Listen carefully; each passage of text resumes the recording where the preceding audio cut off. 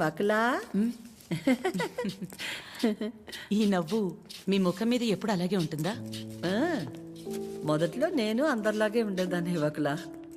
మన కడుపులో ఒకరు పుడితే గాని ఆడదాని జీవితం పరిపూర్ణత చెందదు కదా. పిల్లలు లేరు అనే మాట చెవిలో పడి పడి నెమ్మదిగా నవ్వు అనేదే పోయింది. పోయేదాకా ఇక అంతే అనుకున్నాను. మా చిరంజీవి పుట్టగానే అలాగే తీసుకొచ్చి మొట్టమొదటిగా నా చేతుల్లో పెట్టారు. ఆ క్షణం ఎక్కడి నుంచి వచ్చిందో ఆ నవ్వు అలాగే ఉండిపోయింది. ఈ నవ్వు నాది కాదు, వాడిది.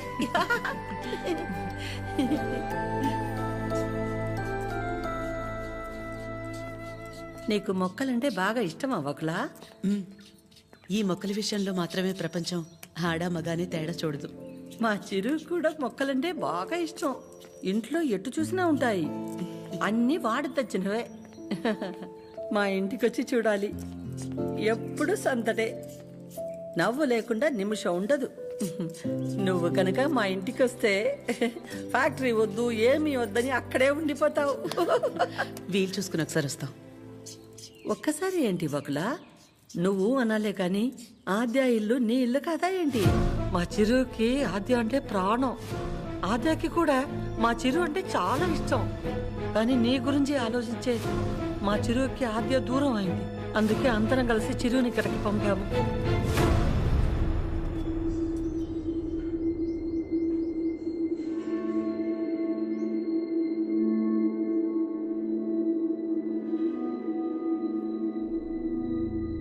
విన్నావుగా వకులా? వాడు వచ్చినప్పుడే చెప్పాను, వద్దు ఏదో తేడాగా ఉంది అని. నా కళ్ళకు అందరూ అలాగే కనపడతారన్నావు. ఇప్పుడు చూడు, నా కళ్ళకు కనిపించింది నిజమైందిగా. సరిత గారు మాట్లాడకు. మీరు ఆడాళ్లేగా. సాటి ఆడదాన్ని మోసం చేయడానికి మనసెలా ఒప్పింది? అసలు నిన్ను తన్నాలే పట్టుకుని. అమ్మా, నువ్వు నోర్మే. ఏంటి అద్యా ఇది? వాళ్ళంటే ముక్కు మొహం తెలియని వాళ్ళు. మీ అమ్మ గురించి పూర్తిగా తెలిసిందానివి నువ్వే ఇలా చేస్తే ఎలా? తనకున్న ఒకే ఒక్క నమ్మకం నువ్వు అందరిలాగానే అనిపించావు కదా. అయినా మిమ్మల్ని అనాలి. ఏం పెంపకమో ఏమో. పెంపకం గురించి ఎందుకండి? ఏ అంత రోషం పొడుచుకొచ్చింది? చేసే ముందుండాలి. ఎందుకు అలా మాట్లాడుతున్నారు? ఇంకా మాట్లాడుతున్నాను, సంతోషించండి. అక్క, ఇదంతా మనకు అవసరం. పద వెళ్దాం. ఇంకా నుంచున్నారే, పదండి. సిగ్గుండాలి. అమ్మా ఆగమ్మా, ఏ ఏ ఆగు. నువ్వు అరిచి గోల చేసేంత ఘోరం ఏం జరిగిపోలేదు ఇక్కడ. ప్రేమించిన అమ్మాయి కోసం వచ్చాడు, అంతేగాని ఎవరినైనా మోసం చేశాడా? ఎవరితోనైనా తప్పుగా ప్రవర్తించాడా? తప్పుగా చూపైనా చూశాడా? వాడికిడికి రావడం వల్ల ఎవరికైనా మంచి జరుగుంటుంది తప్ప నష్టం ఏం జరగలేదు. వకులా, పిల్లలిద్దరూ మన ఇష్టాలకు గౌరవం ఇచ్చి మన సంతోషం గురించి ఆలోచిస్తున్నారు. ఒక్కసారి వాళ్ళ ఇష్టం గురించే ఆలోచించడంలో తప్పే ఉంది.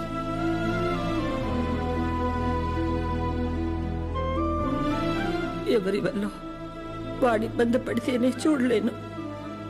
అలాంటిది వాడు బాధకి ఏమీ కారణం ఉండే నా ప్రాణం తట్టుకోలేదు. వకులా, వయసులో చిన్నదానివైన చేతిలో జోడించి నీకు నమస్కారం. అద్యా, ఏమైందమ్మా? నేనే నీ ప్రపంచం అంటావు కదా. నువ్వెలా ఉన్నా దానికి నేనేగా కారణమవుతాను. మరి నువ్విలా ఉన్నావంటే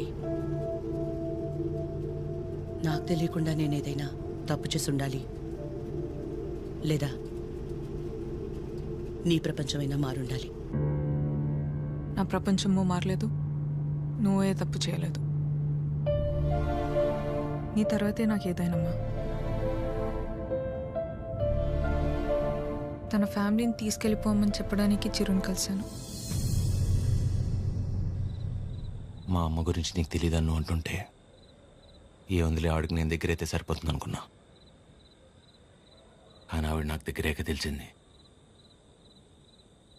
నువ్వే కరెక్ట్ అని. ఒకవేళ ఈ అమ్మ నీ విషయంలో తీసుకురా నిర్ణయం ఏదన్నా తీసుకుంటే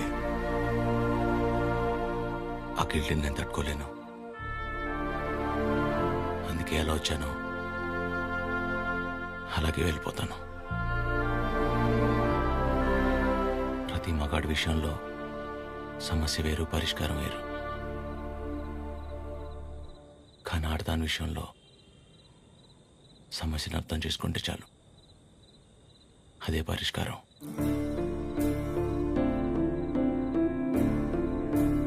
ఐ మిస్ యూ.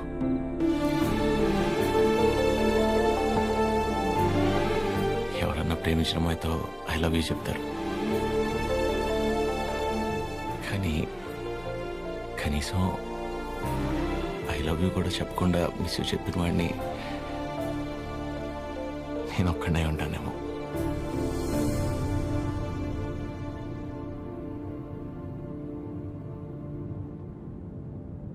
ఇప్పటిదాకా నేను ఒక్కదాన్నే నీ గురించి ఆలోచించాను, కానీ ఈ విషయంలో వాడు కూడా నీ గురించి ఆలోచించాడు. అనుకోకుండా ఆ తర్వాత రోజు ఏదేదో అయిపోయింది. అయింది చాలమ్మా. ఆంటీ వచ్చి ఏం నచ్చారు, అది నా దగ్గరే ఉండిపోయింది. కీర్తనకి ఇచ్చి పంపిద్దామని తీసుకొచ్చాను.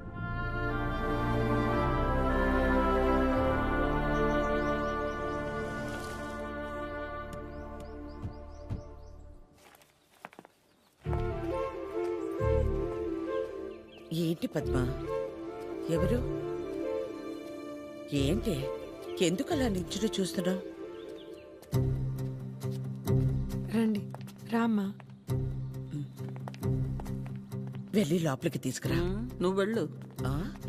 పద్మ రండి, రామా కూర్చోండి. రా కూర్చో.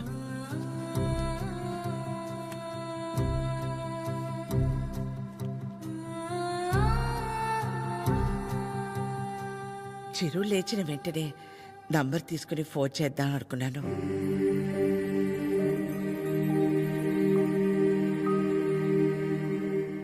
కాఫీ టీ ఏమైనా? పర్లేదు, థ్యాంక్ యూ. ఏమవుతు.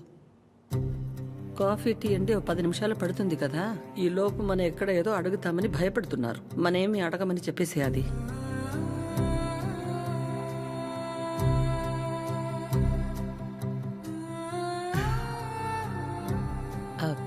ఇంటికొచ్చినప్పుడు మీ చైన్ మా దగ్గర ఉండిపోయింది, ఇచ్చెళ్దామని ఈ మధ్య.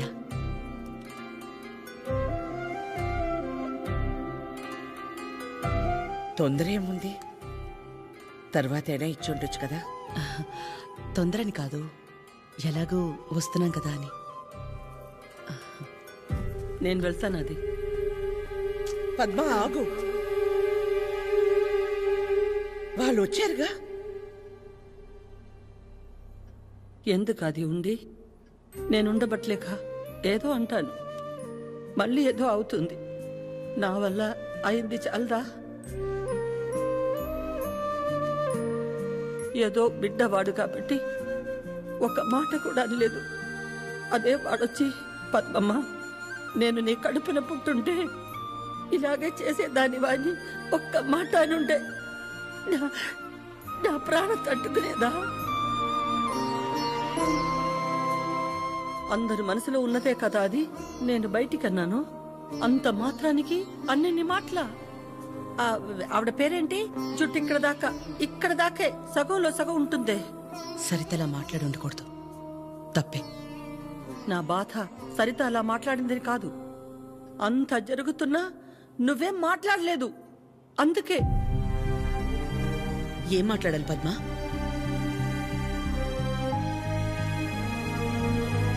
నా ప్లేస్లో మీరున్నా నాలాగే సైలెంట్గా నించునేవాళ్ళు. మీలా కాదు నా గతం. మీలా ఒకరికి 10 మంది లేరు నా గతంలో.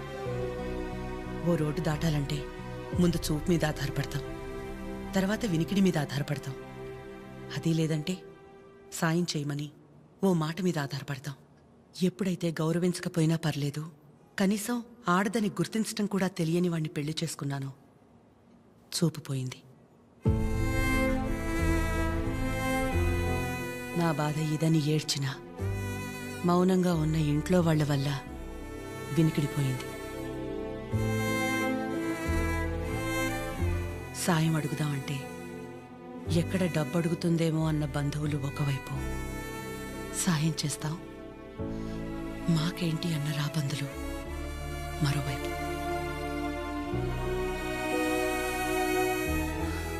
అయినా ఆగిపోకుండా ముందుకు నడిచానంటే ఒక్కో అడుగు ఎంత నరకమై ఉంటుంది.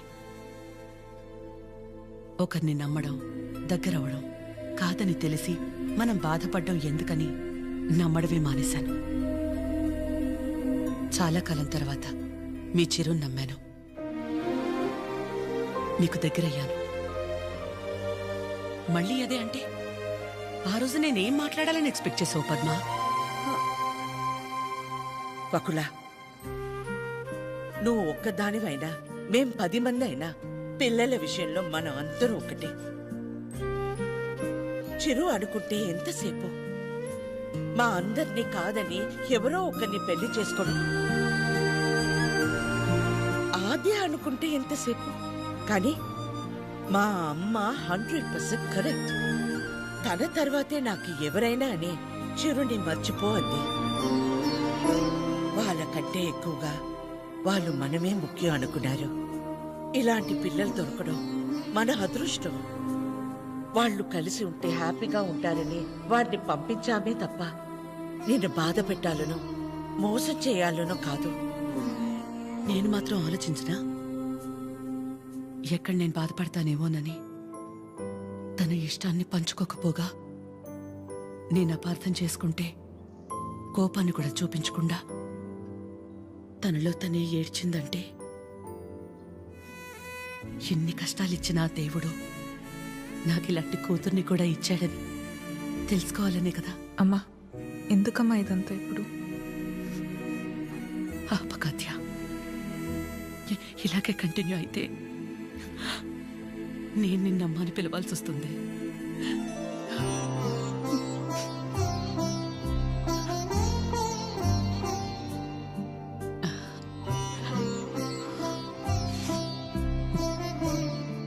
అందరూ ఒకవైపు, మనం మాత్రం ఒకవైపు ఉంటే ఆ బాధ ఎలా ఉంటుందో నాకు తెలుసు. అలాంటిది ప్రవళిక విషయంలో ఒక్కతే ఉన్న తన పక్కన చిరు వెళ్ళి నించున్నప్పుడే నాకు అనిపించింది తనందరిలా కాదని.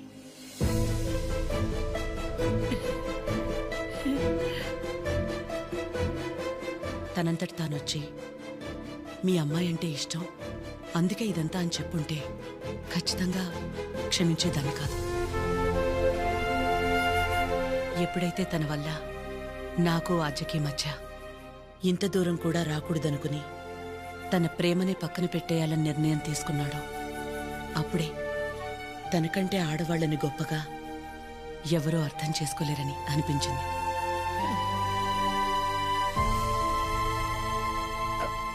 అంత అనిపించిందంటే మా చిరుకి మీ ఆద్యాన్ని ఇచ్చేవచ్చుగా.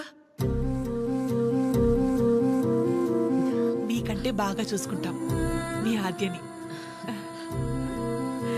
చిరు ఆద్య జంట చూడముచ్చటగా ఉంటుంది. పెళ్లి చేసేద్దామండి. వాడు బాధపడితే మేము చూడలేం. ప్లీజ్ ఒప్పుకోండి. బాధ ఏంటండి బాధ? మనం అందరం ఇక్కడ నించొని వాడి గురించి ఇంతగా ఆలోచించి ఇంతలా ఎమోషనల్ అయి మాట్లాడుకుంటుంటే వాడు లోపల ప్రశాంతంగా నిద్రపోతున్నాడు. వాడికి ఏం బాధ? మళ్ళీ దీనికి వచ్చింది. ఏ బాధ లేదు, ప్రేమ లేదు. పదమ్మా వెళ్దాం. ఏంటమ్మా అందరం ఒకటయ్యాక ఈ ఆడాళ్ళని ఎవరండి నిద్రపోయింది? ఎవరండి నిద్రపోయింది? 4 నెలలైంది నిద్రపోయింది. ఏ ముహూర్తాన్ని చూశాను అప్పటి నుంచి నాకు నిద్రలేదు. కళ్ళేంటి ఎర్రగా ఉన్నాయంటే షాంపూ పడిందని అబద్ధం చెప్పుకుంటూ తిరుగుతున్నాను. చిచి, ఇప్పుడు దాకా నా పెళ్లి కాకపోవడానికి కారణమైన మీరు అందరూ గొప్పోళ్ళు. అసలు పెళ్ళే వద్దని ఈవిడ గొప్పది. ఇదిగో తినుందే, ప్రేమించిన ఏమైపోయినా మా అమ్మే నా సర్వస్వం అనుకున్న తిను ఇంకా చాలా గొప్పది. మీరందరూ గొప్పోళ్ళు, నేను ఒక్కడే తెంగరోణ్ణి. అరే చిన్నపిల్లోడు అమాయకుడు ఇలా అయిపోయాడని కనీసం కనికరం లేదా మీకు? మీ ఆడాలతో యుద్ధం చేసే అంత శక్తి నాకు లేదు. మిమ్మల్ని అర్థం చేసుకునేంత జ్ఞానం ఏ దేవుడు ఏ మగాడికి ఇవ్వలేదు. ఒకటే అనగలను, ఆడాళ్ళు మీకు జోహార్లు. అత్తే అత్తే అత్తే, ప్లీజ్ ప్లీజ్, మీ అమ్మాయి నాకు ప్లీజ్ తీసుకెళ్ళండి.